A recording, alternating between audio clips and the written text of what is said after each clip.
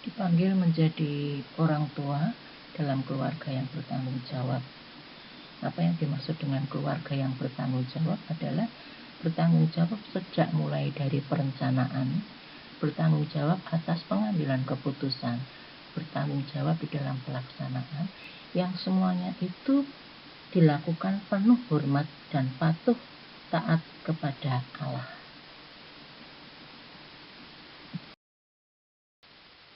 Kita cuplik dari Kitab Kejadian bab 1 ayat 28. Di sana dikatakan bahwa Allah memberkati mereka, lalu Allah berfirman kepada mereka, "Beranak cuculah dan bertambah banyak.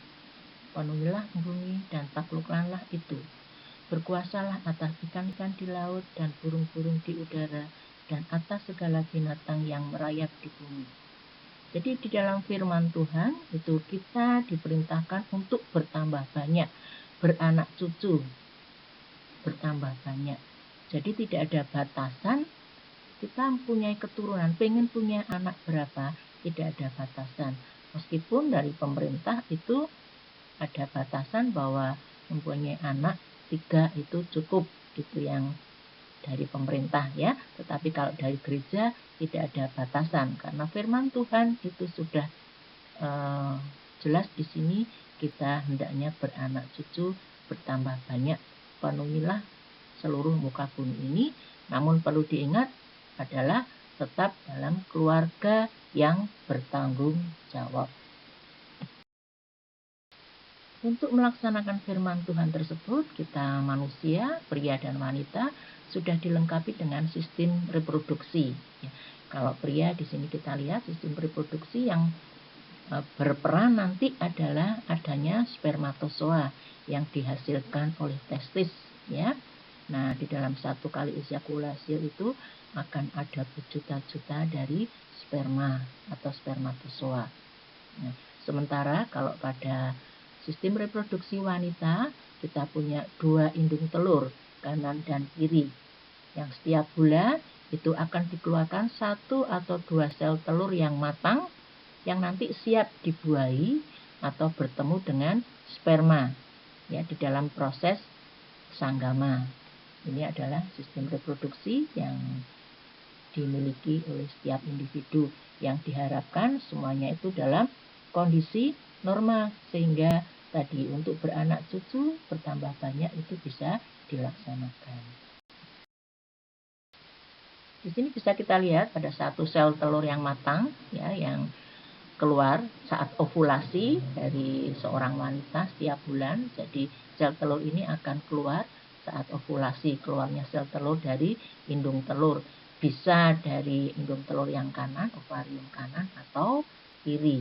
Atau bisa juga kadang ada yang keluar atau matang itu 2. Nah, kemudian di sebelah kanan ini kita lihat itu adalah spermatozoa ya, yang dalam 1 cc saat ejakulasi itu sekitar 3-5 cc.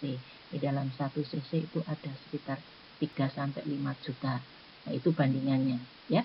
Kalau sementara wanita itu hanya 1-2 sel telur yang matang setiap bulan. Nah, di dalam proses sanggama nanti akan ketemu antara sel telur yang satu tadi dengan berjuta-juta spermatozoa. Nah, di sini spermatozoa ini berebut ya, siapa yang paling cepat, dia yang sehat, dia yang kuat, itu yang bisa menembus 1 sel telur tadi ya. Jadi 1 sel telur hanya bisa dibuahi oleh 1 sperma. Begitu ada 1 sperma yang masuk membuahi sel telur, kemudian kondisi luar dari ovum atau sel telur tadi langsung mengeras sehingga tidak ada lagi spermatozoa yang bisa masuk. Jadi hanya 1 sel telur dan 1 sperma dalam proses pembuahan.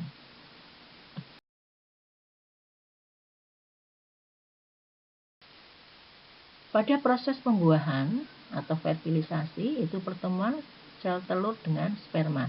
Bisa kita lihat di situ dalam 1 sigot ini ada 2 sel, yaitu inti sel sperma dan inti sel dari spermatozoa. Kemudian hasil pembuahan akan mengalami pembelahan sel ya, atau proses mitosis. dari 2 sel menjadi 4, 4 menjadi 8, 8 16, 16 32 dan seterusnya. Itu adalah proses pembelahan dari sel yang nantinya akan menjadi embrio.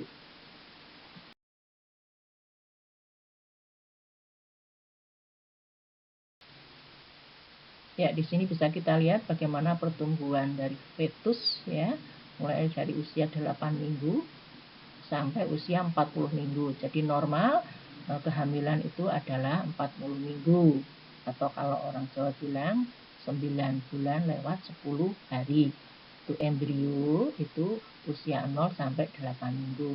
Setelah 8 minggu kita sebut sebagai fetus atau pertumbuhan fetal di dalam kandungan. Setelah kehamilan berusia 3 bulan atau 12 minggu bisa kita lihat di situ ya. Jadi semua struktur tubuhnya sudah lengkap. Itu jari-jarinya sudah kelihatan semua ya. Kemudian tungkai kaki, kepala, ya.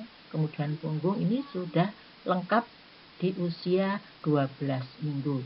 Jadi sebelum 12 minggu itu adalah proses pembentukan struktur tubuh.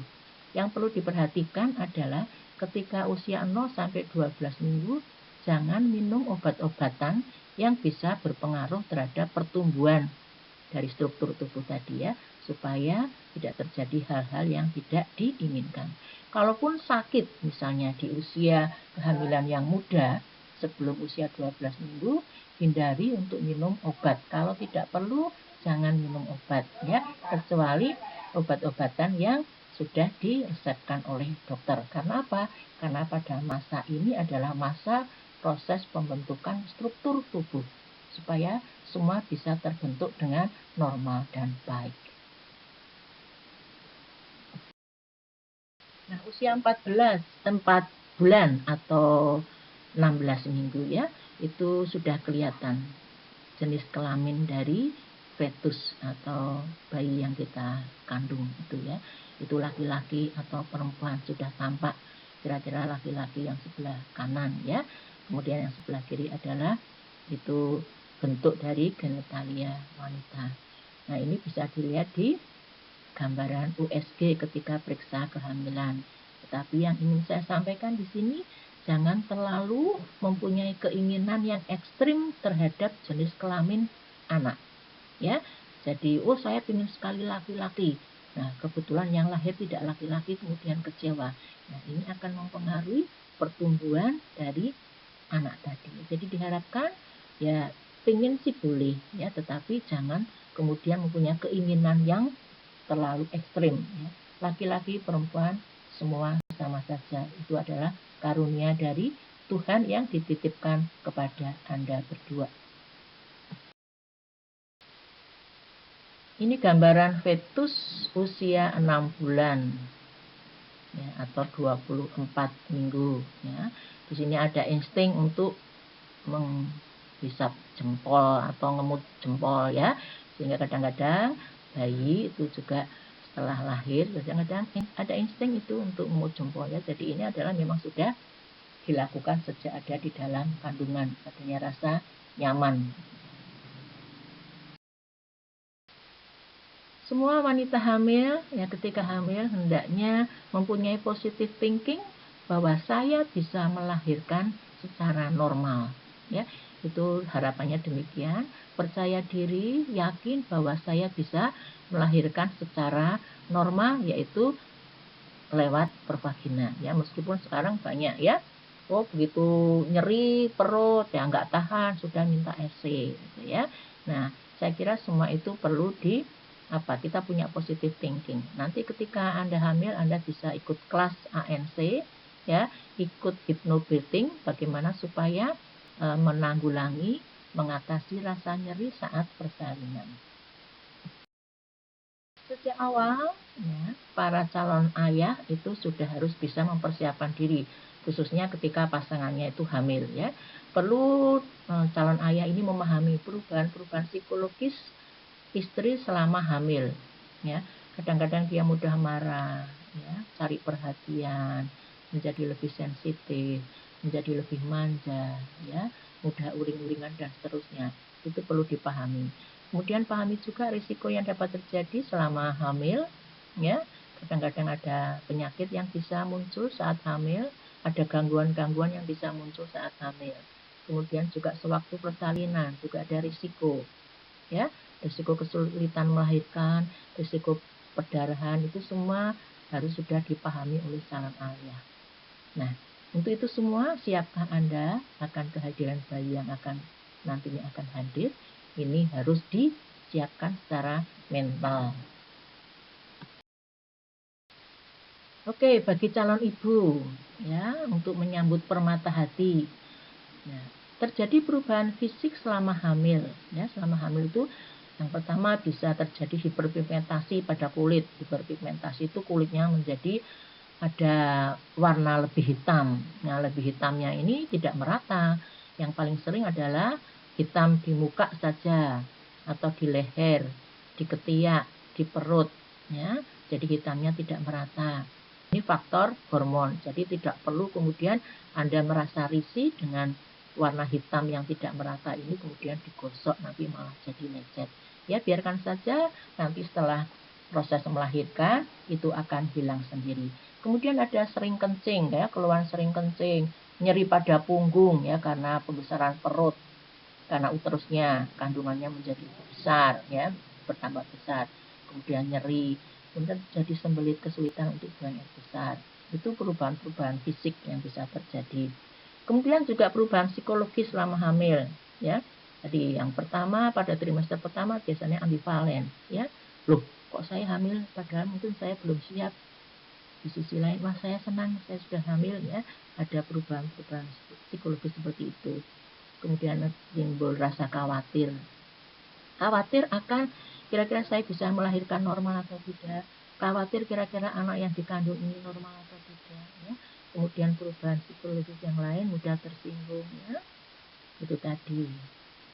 Nah, semuanya itu perlu disiapkan, kira-kira Anda bisa menerima kehadiran bayi dan nantinya memenuhi kebutuhan bayi Anda, baik secara fisik yaitu dengan menyusui, dan secara psikologis yaitu memberikan kasih sayang, dekapan, ya, dengan digendong, dicium, diajak komunikasi, dibelai, itu adalah kebutuhan psikologis pada bayi.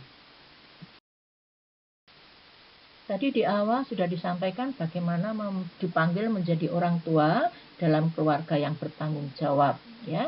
Di sini keluarga berencana, keluarga yang berkualitas, dan keluarga yang bertanggung jawab. Nah, dalam penerusan hidup, suami istri itu tidak bertindak seolah-olah mereka dapat menentukan diri sendiri secara cara yang halal, ya. Hendaknya semua selaras dengan maksud Allah, dengan kodrat relasi seksual suami istri, ya.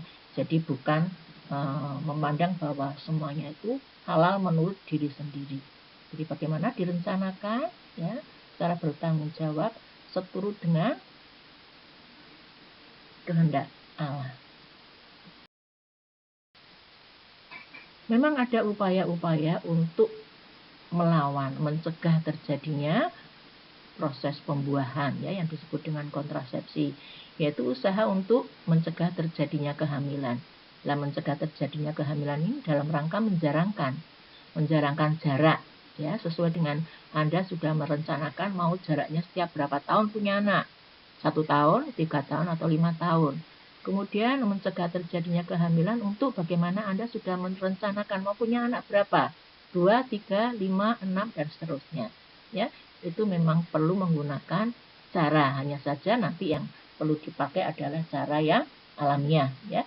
Di sini bisa bersifat sementara, yaitu untuk menunda dan menjarangkan kehamilan, atau ada juga cara yang bersifat permanen, tidak ingin hamil lagi, ya, jadi menggunakan kontrasepsi yang mantap. Nah, ini yang permanen ini yang menurut gereja ini yang tidak diperbolehkan, ya.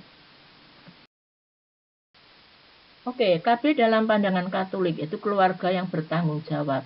Nah, tanggung jawab keluarga ini merupakan tanggung jawab suami dan istri untuk bersama-sama mengatur dan merencanakan kebahagiaan keluarga, termasuk mengatur jumlah anak dan jarak kelahiran dari anak. Kemudian setiap pasangan pasutri harus mempertimbangkan aspek kesehatan, masing-masing ya, kesehatan pasangan masing-masing. Kemudian perhatikan atau pertimbangkan juga faktor ekonomi.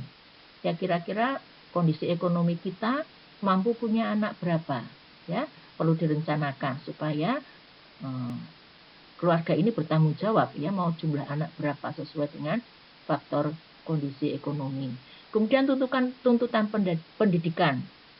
Ya, tuntutan pendidikan saat ini kan tidak gampang ya, juga pendidikan itu mahal, jadi semuanya perlu dipertimbangkan. Kemudian kebijakan pemerintah, Anda tahu kebijakan pemerintah adalah 3 anak ya. Kemudian bimbingan gereja tidak ada batasan untuk memiliki berapa keturunan. Di firman Tuhan tadi sudah tertulis bahwa beranak cucu dan bertambah banyak. Tetapi yang perlu diperhatikan adalah tetap harus yang bertanggung jawab ya. Jadi tidak hanya asal punya anak banyak. Ada beberapa cara KB ya. Nah, di sini yang dituliskan yang merah itu yang dianjurkan oleh gereja, yaitu KB alamiah ya. Bisa menggunakan kalender, bisa menggunakan metode ovulasi billing, bisa menggunakan pengukuran suhu tubuh ya. Kemudian cara yang lain ya, kalau menurut pemerintah yang juga halal, yang kedua ini ada KB suntik ya, susuk, pil, kemudian pakai implan ya, kondom dan seterusnya, itu menurut pemerintah juga halal. Kemudian yang masih tidak dapat diterima adalah apa? Induksi haid ya. Induksi haid itu ketika terlambat haid kemudian disedot. Nah, ini tidak dapat diterima karena ini ada unsur aborsi. Kemudian yang masih pro dan kontra adalah spiral ya, menggunakan IUD. Kemudian MOP itu medis operatif pria, yaitu steril pada pria, dan MOW itu adalah medis operatif wanita, yaitu wanita yang disteril. Ini kalau di gereja tidak boleh karena ini menghalangi pertemuan antara sperma dan sel telur yang secara alami harus ketemu kan. Tapi ini dimanipulasi oleh manusia. Dan ini bertentangan dengan kehendak Allah sendiri. Kemudian ada juga metode ini dari Jawa ya, tapi tidak dapat diandalkan, yaitu dengan pijat perut. Ya, pijat perut harapannya itu nanti menjadi wanita sulit hamil. Tapi kembali lagi yang perlu diperhatikan adalah KB alamiah, itu yang dianjurkan oleh gereja. Tadi sudah disebutkan bahwa KBA itu ada 3 cara, yaitu yang dengan kalender, ya, tanggalan, kemudian pengukuran suhu tubuh, dan yang ketiga adalah pengamatan lendir atau medis observasi billing. Nah, ini cara KB alamiah ya, metode pantang berkala itu menggunakan kalender ya. Kemudian metode suhu basal itu pengukuran suhu tubuh.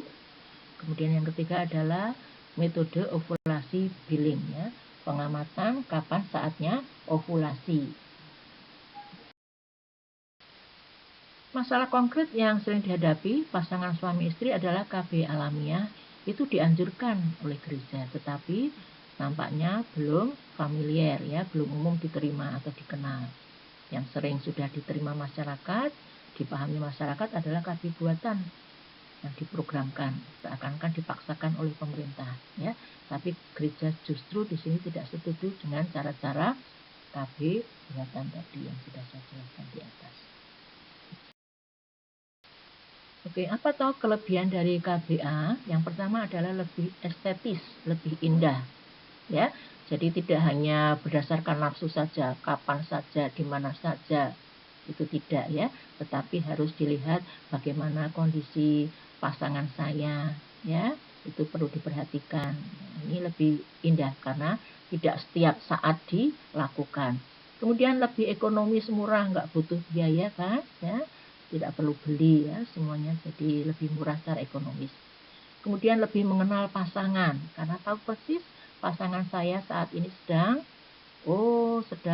subur, pasangan saya sedang tidak subur, ya itu jadi lebih memahami atau mengenal ya kalau pasangannya subur ya. Jadi tidak hanya menuruti hawa nafsu saja ya, tapi mengenal kondisi pasangannya dan bisa memahami ketika memang kondisi pasangannya itu subur dan sedang dalam program tidak ingin punya anak.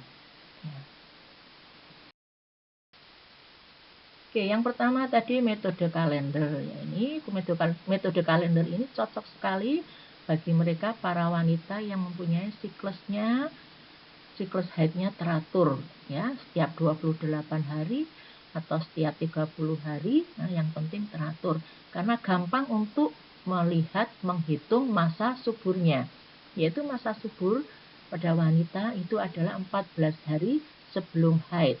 Jadi kalau biasanya haidnya tanggal 30 dikurangi 14 berarti sekitar tanggal 16 itu adalah masa subur. Nah, sekarang tinggal program perencanaannya bagaimana. Kalau merencanakan ingin punya anak, berarti lakukanlah sanggama di saat tanggal 15, 16, 17 ya, 3 hari di masa subur tadi. Nah, kalau sedang tidak ingin punya anak karena ingin menjarangkan, ya hindari bersanggama di tanggal-tanggal tersebut. Itu metode kalender ya. Ini baik sekali, mudah digunakan oleh mereka yang punya siklus haid teratur.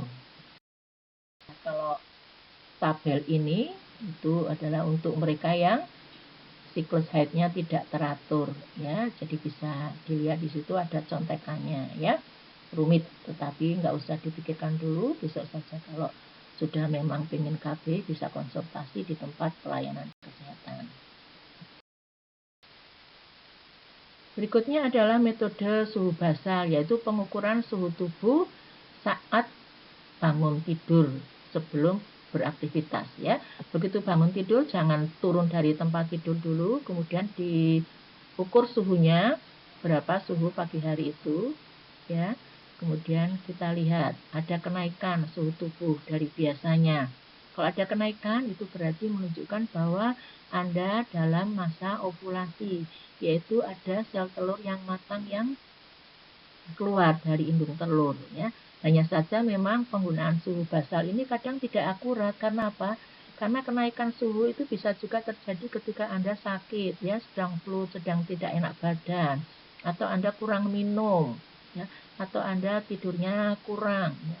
Kemudian terjadi peningkatan suhu tubuh ya, yang dikira ini ovulasi, padahal Anda sedang dalam kondisi tidak fit. Ini kelemahan dari pengukuran suhu basal.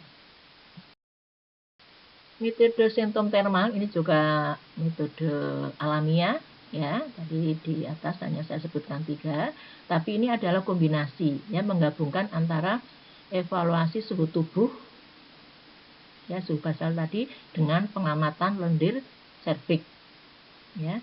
Jadi kalau dengan pengamatan lendir serviks harus tahu persis bahwa lendir subur dan lendir tidak subur, yang semuanya itu harus dicatat.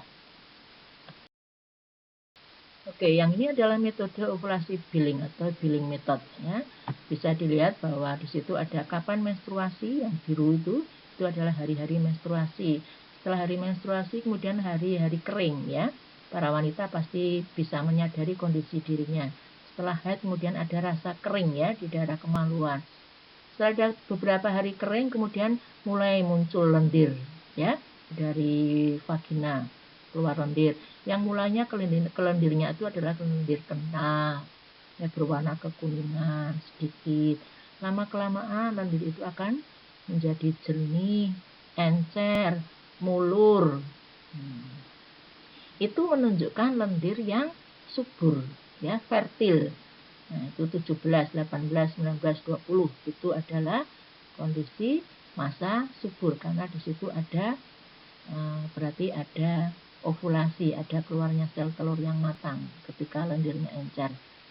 Nah, kemudian setelah itu masuk ke kering lagi ya. Itu infertil, berarti tidak subur, yaitu lendirnya kering. Jadi wanita kadang-kadang juga merasa nyaman karena di celananya kering. Nah, ini adalah menggunakan pengamatan lendir yang keluar dari serviks. Nah, kalau Anda ingin menggunakan metode ini memang sudah sejak sekarang, sejak dini, mungkin Anda juga ada yang sudah biasa mengamati lendir ya. ketika ovulasi itu lendirnya encer sekali yang keluar dari celana, itu bisa Anda lihat ketika Anda pegang, Anda ambil, kemudian Anda ulur itu tadi lendirnya. Bagaimana mengenal dan memahami metode ovulasi billing ini? Ya, bahwa setiap wanita subur akan mengetahui adanya lendir putih di antara dua haid. Pasti ada keluar lendir ya. Kemudian akan terjadi perubahan-perubahan lendir tadi. Lendir mulanya sedikit keruh, kekuningan, kemudian lendirnya menjadi banyak, ya, licin, mulur. Nah, ketika mulur lah ini, nah ini adalah masa puncak ya, masa puncak kesuburan Anda. Nah, 3 hari setelah puncak ini masih termasuk dianggap masa subur ya. Jadi kalau ingin punya anak, ingin hamil ya tetap dilakukan di situ ya frekuensinya. Tetapi kalau tidak menginginkan kehamilan, ya masa-masa ini setelah masa encer puncak tadi tetap harus pantang ya karena ini masih termasuk dalam masa subur. Nah, ini bisa kita bedakan ya, yang di sebelah kiri itu lendir yang diambil dari vagina, dari alat kemaluan, kemudian Anda rentangkan itu putus ya. Sementara yang sebelah kanan itu bisa Anda lihat itu mulur ya, seperti putih telur ya, bisa mulur panjang, itu artinya Anda dalam masa subur atau saat itu ada ovulasi. Jadi intinya ketika suami atau istri menginginkan anak, yaitu berarti kan masa subur tadi ya, ketika lendir basah, licin dan mulur. Nah, di situ gunakan untuk bersanggama. Ya, kemungkinan itu adalah masa subur. Bagaimana kalau tidak ingin punya anak? Nah, berarti harus menghindari ya ketika hari-hari tadi, hari-hari basah, hari-hari mulur tadi harus pantang ya. Ketika mengadakan sanggama, apabila tanda-tanda lendir keluar sekurang-kurangnya 3 hari setelahnya ya, sampai 3 hari dari masa puncak tadi, sebaiknya tidak melakukan hubungan sanggama karena di situ masih masa subur. Oke, kita lanjutkan dengan ASI eksklusif, yaitu berarti memberikan ASI saja selama 6 bulan ya, mulai dari usia 0 sampai 6 bulan tanpa menambah susu formula atau yang lain. Dianjurkan untuk memberikan ASI eksklusif pada usia 0 sampai 6 bulan. Itu ASI eksklusif memenuhi 100% kebutuhan bayi. Jadi tidak perlu ditambah karena komposisi ASI di usia itu sudah memenuhi kebutuhan bayi ya. Setelah usia 6 bulan sampai 1 tahun itu ASI hanya memenuhi sekitar 60 sampai 70% saja kebutuhan bayi. Yang lainnya perlu ditambah dengan pendamping ASI yang lain ya. Bisa sudah mulai makanan-makanan agak padat, bisa bubur, bisa pisang dan seterusnya. Nah, kemudian setelah 12 bulan ini hanya 30% saja kebutuhan ASI dapat memenuhi bayinya. Jadi sudah perlu mendapatkan makanan tambahan yang lain. Jadi pada usia 0 sampai 6 bulan jangan khawatir ya, karena dengan ASI itu sudah cukup untuk pemenuhan kebutuhan fisik dari bayi.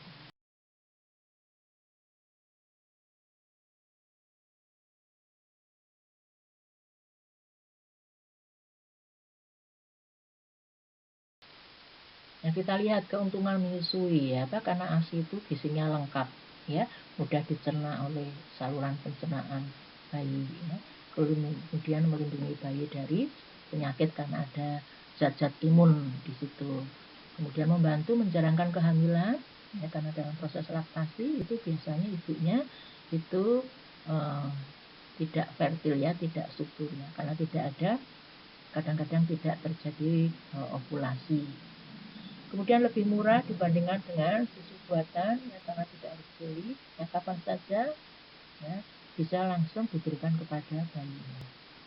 Jadi ibunya lebih nyaman ya, kalau malam-malam nggak harus bangun bikin susu formula, tetapi cukup langsung diberikan ASI atau ditetekkan saja.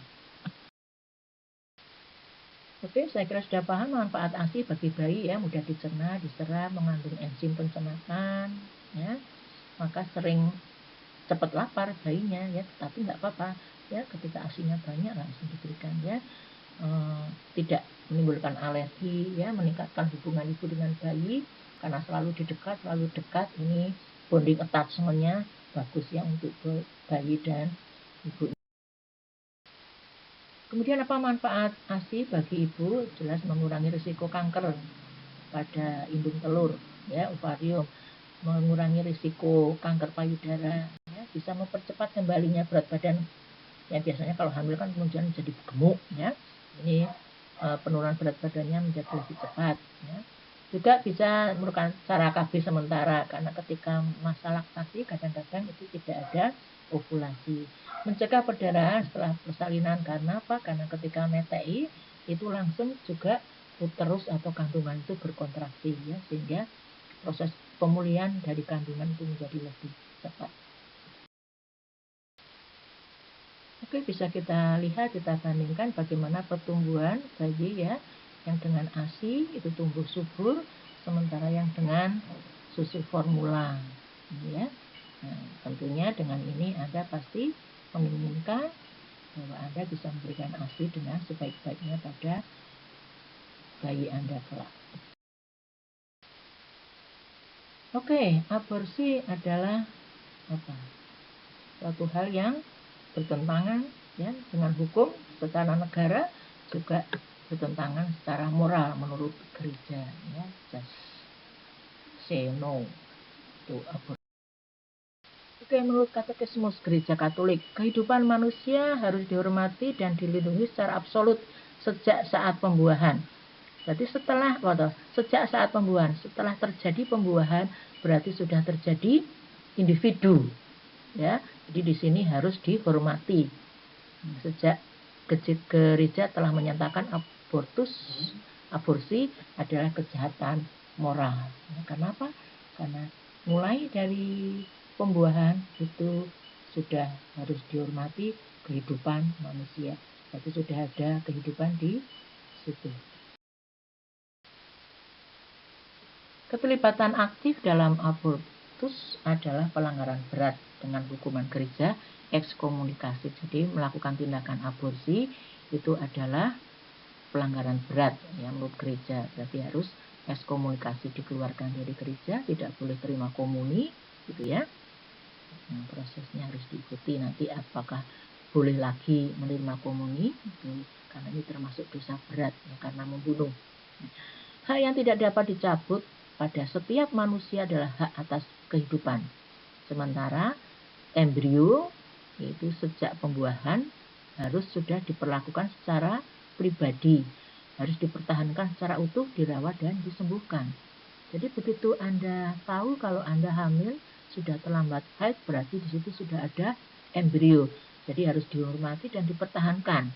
Jadi ketika saat itu misalnya baru terlambat 2, 3, 4 hari atau 1 minggu tetapi sudah positif, berarti sudah ada embrio. Nah, ketika kemudian ada perdarahan, kemudian Anda tidak memperlakukan dengan baik, tidak berusaha untuk mempertahankannya, kemudian Anda malah tambah jogging dan seterusnya, dan akhirnya keluar, itu berarti tindakan aborsi. Ya, kenapa? Karena tidak berusaha untuk mempertahankan secara utuh, dirawat dan disembuhkan. Oke, kita lihat ini adalah tindakan aborsi ya, di mana ada buah kehamilan itu sengaja dikeluarkan atau dikerok dari kandungan. Oke, setelah tindakan tadi kemudian bisa dikeluarkan ya. Di sini ternyata sudah terbentuk ya, tergantung usia berapa minggu tadi, berapa bulan tadi dikeluarkan ya. Sudah ada bentuknya, meskipun mungkin belum lengkap atau belum sempurna. Nah, ini juga gambarannya ya, sudah utuh tetapi mungkin jari-jarinya ya mungkin belum lengkap, mungkin belum ada 12 minggu ya. Kita lihat itu proporsinya dengan tangan petugasnya itu ya. Oke, itu saja yang bisa saya sampaikan di dalam kegiatan KPP ini. Yang perlu diingat bahwa untuk hidup secara bertanggung jawab harus mengenal, menghormati fungsi dari tubuh sendiri.